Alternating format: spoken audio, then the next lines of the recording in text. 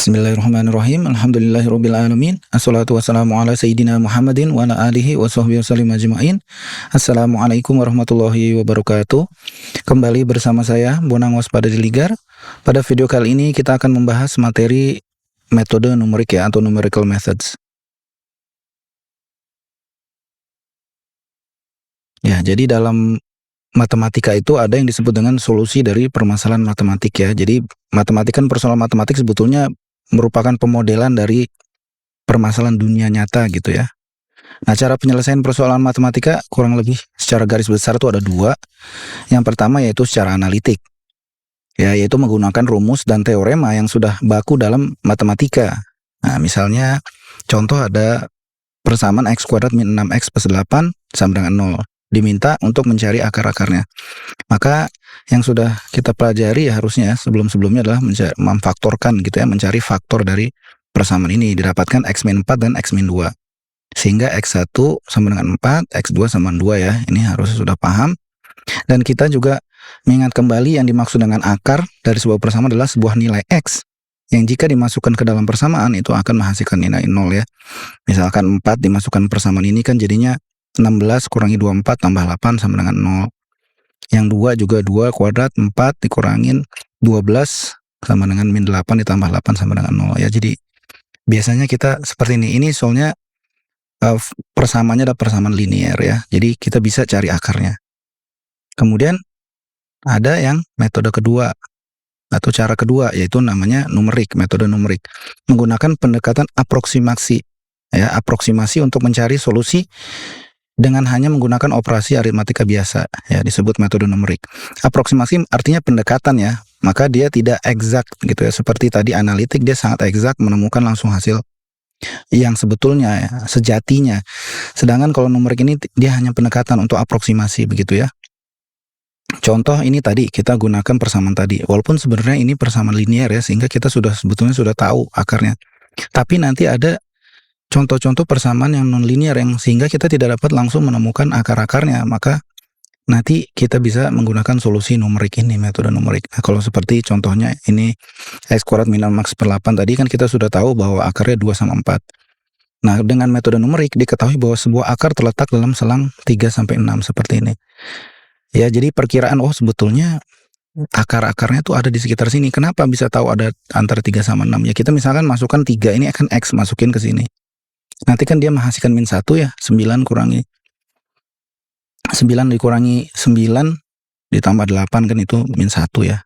Ya jadi harusnya kan menghasilkan 0 kalau itu akarnya. Jadi 3 kan bukan akar ya, tapi dia min 1. Berarti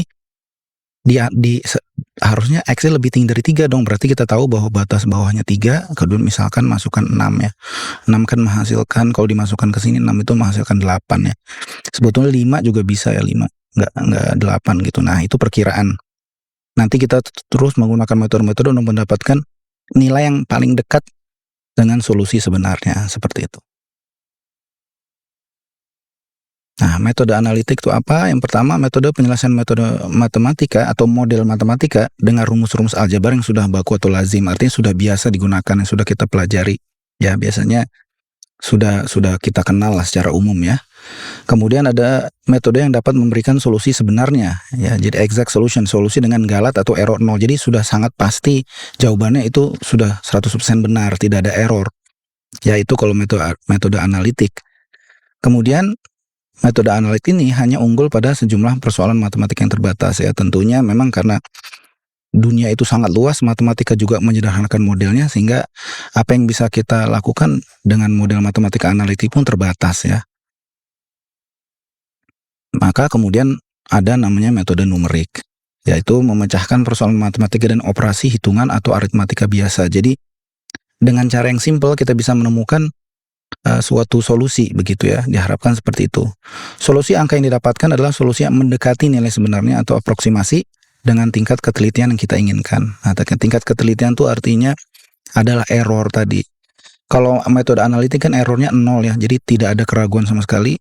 Sedangkan kalau mendekati kan pasti ada jarak ya antara nilai sebenarnya dengan apa yang kita temukan, nilai yang mendekati itu, sehingga perbedaan itu disebutnya error. Jadi misalkan nilai eksaknya 3, kita menemukan dengan metode numerik ini misalkan 3,1, berarti errornya 0,1 ya. Seperti itu, nanti kita lihat contohnya. Karena tidak tepat sama dengan solusi sebenarnya, selisih di antara keduanya disebut galat error. Nah, ini tadi yang barusan saya jelaskan. Jadi selisih antara nilai sebenarnya dengan nilai perkiraan atau aproksimasi yang kita temukan disebutnya galat ya, atau error.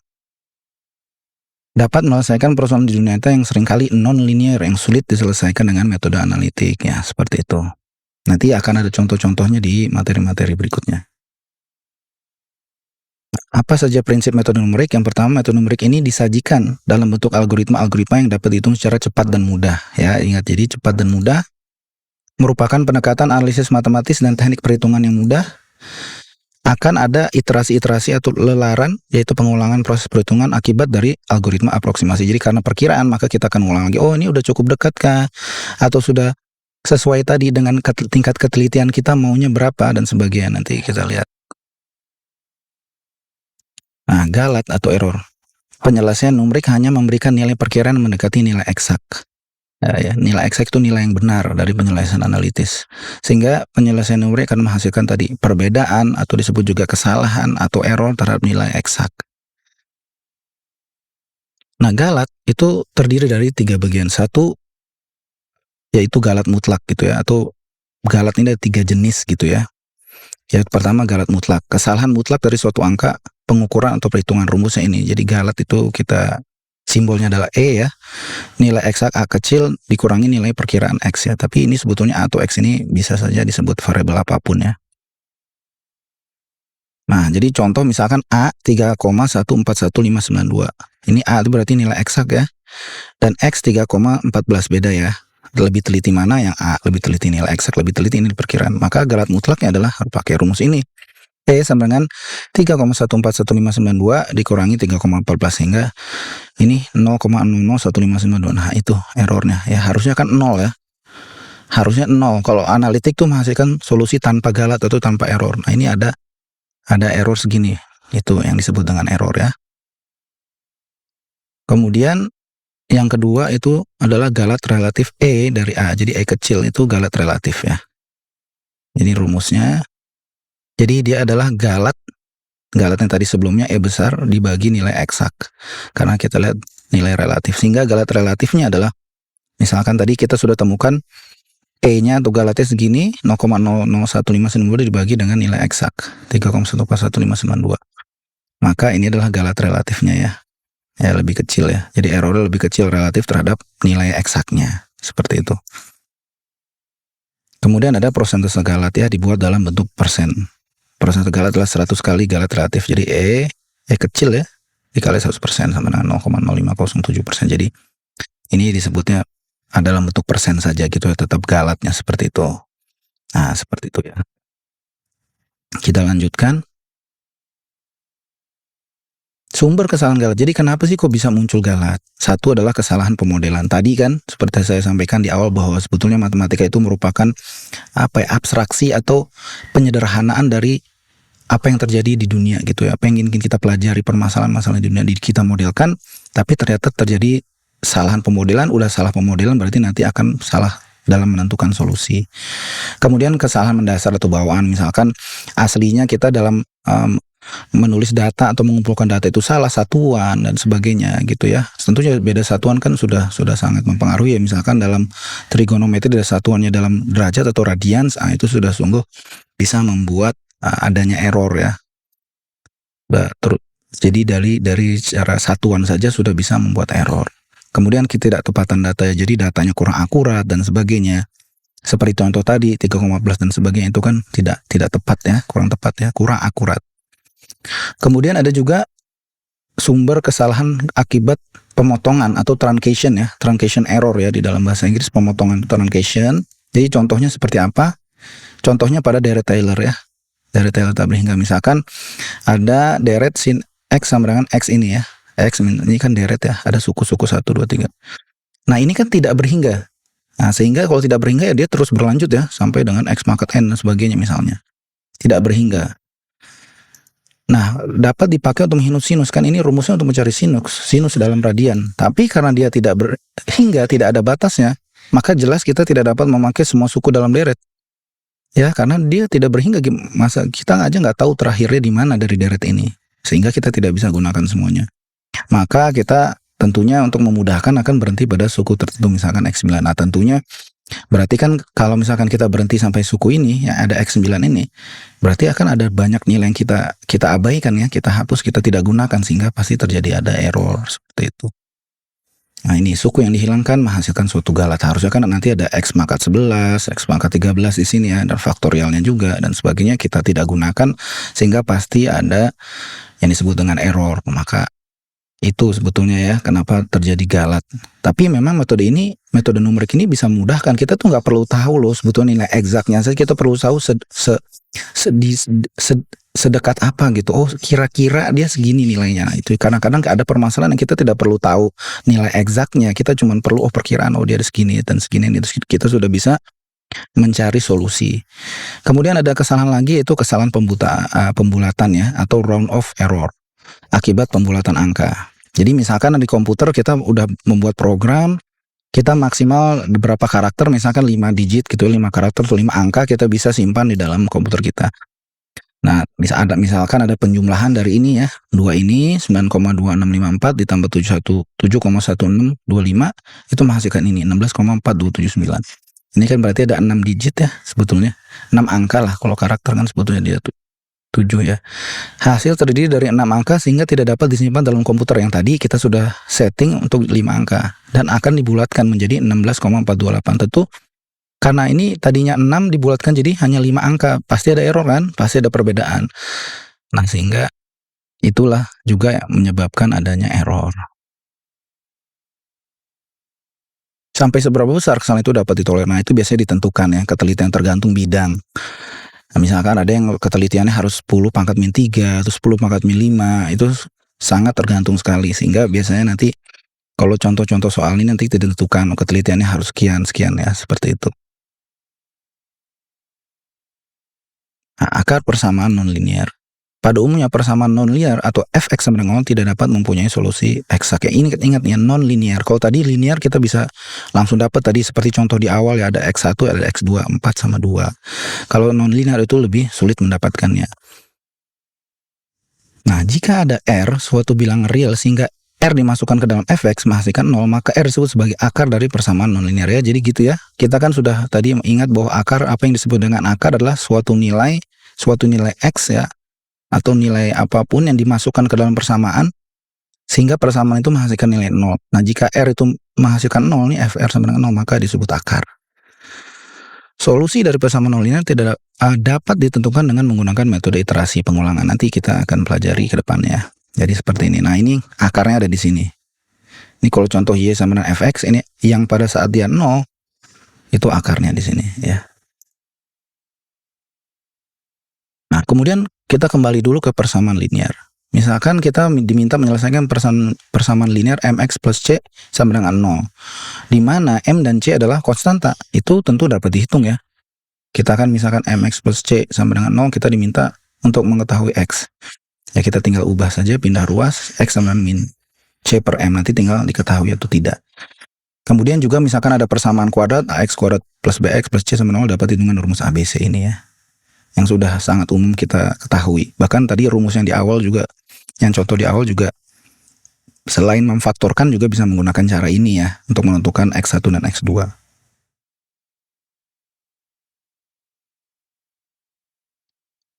Nah, kemudian bagaimana menyelesaikan persamaan yang non-linear tadi, bukan yang linear ya, non-linear.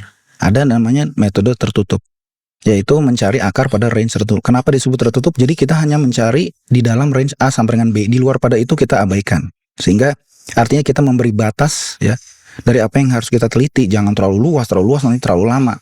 Nah, sehingga kita menggunakan metode tertutup ya, kita batasi selangnya atau range-nya dari mana sampai mana.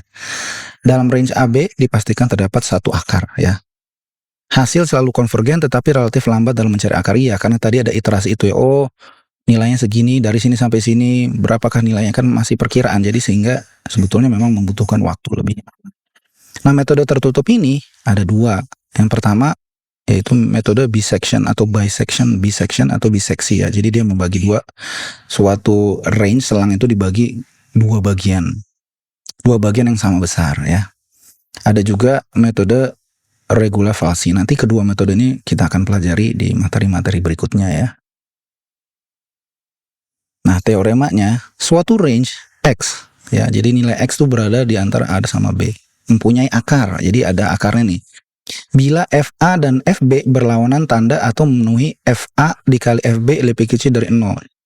Jadi X ini akan mempunyai akar jika FA dan FB berlawanan tanda, artinya ada yang minus, ada yang positif, atau memenuhi F kali A dikali F kali B lebih kecil dari 0. Nah, tentu supaya lebih kecil dari 0 pastinya harus berlawanan tanda ya. Contohnya seperti ini. FA-nya positif dikali negatif FB, itu kan pasti lebih kecil dari 0 ya, karena satu positif satu negatif, jadi negatif nilainya pasti di bawah 0. Demikian juga saat FA-nya negatif, FB-nya positif, maka nilainya harusnya di bawah 0 juga. Nah, ini berarti suatu tanda bahwa suatu range X ini ada, atau fungsi Fx ini ada akarnya, seperti itu. Teorema di atas dapat dijelaskan dengan grafik-grafik sebagai berikut. Contohnya, ini contoh yang FA kali FB lebih kecil dari 0. Pada range ini. Jadi FA-nya di sini ya positif A-nya, FB-nya negatif. Nah, berarti terdapat akar, karena positif kali negatif kan pasti negatif di bawah ya. Nah, di bawah daripada 0, lebih kecil dari 0, maka ada akar. Sedangkan grafik yang kedua, FA-nya positif, FB-nya juga positif. Nah, maka tidak dapat dikatakan terdapat akar. Seperti itu.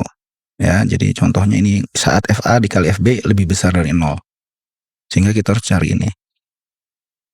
Kemudian kondisi yang mungkin terjadi adalah yang pertama, FA dikali FB lebih kecil dari 0, maka terdapat akar sebanyak bilangan ganjil. Ya, ketika FA dikali FB itu lebih kecil dari 0, maka terdapat akar sebanyak bilangan ganjil. Jadi bisa 1 atau 3 gitu ya. Seperti itu. Kemudian jika tadi kasusnya adalah FA dikali FB lebih besar dari 0, maka terdapat akar sebanyak bilangan genap atau tidak ada akar. Jadi kondisinya pada saat FA kali FB lebih besar dari 0 itu bisa ada akar, bisa tidak. Dan kalau ada akar dia pasti genap. Contohnya ini, dia kan positif tadi, tidak ada yang menyentuh berpotongan dengan sumbu X. Ya, tidak ada perpotongan dengan sumbu X, berarti ini tidak ada akar. Sedangkan yang gambar yang di kanan ini berpotongan dengan sumbu X tapi 2 kali, ada 2 akar. Jadi menyentuh nilai 0 ini ada 2 kali gitu ya. Y sama dengan 0 kan ini berarti. Nah, berarti seperti itu. Ya, jadi kalau di bawah 0 pasti dia ada akarnya, maka akarnya jumlahnya adalah ganjil. Sedangkan kalau FA kali FB lebih besar dari 0, maka akarnya bisa ada. Jika bisa ada, kalau ada berarti dia jumlahnya genap, dan juga bisa tidak ada. Baik, mungkin sekian untuk materi kali ini. Mudah-mudahan materi ini bisa bermanfaat. Jika bermanfaat pada kalian, mohon bisa subscribe dan like video kali ini untuk membantu agar bisa menyebar pengetahuan ini kepada orang yang lebih banyak. Baik, sampai jumpa pada materi selanjutnya. Saya Abu Nawas, mohon maaf jika ada kekurangan. Subhanakallahumma wa bihamdika asyhadu an la ilaha illa anta astaghfiruka wa atubu ilaik. Wassalamualaikum warahmatullahi wabarakatuh.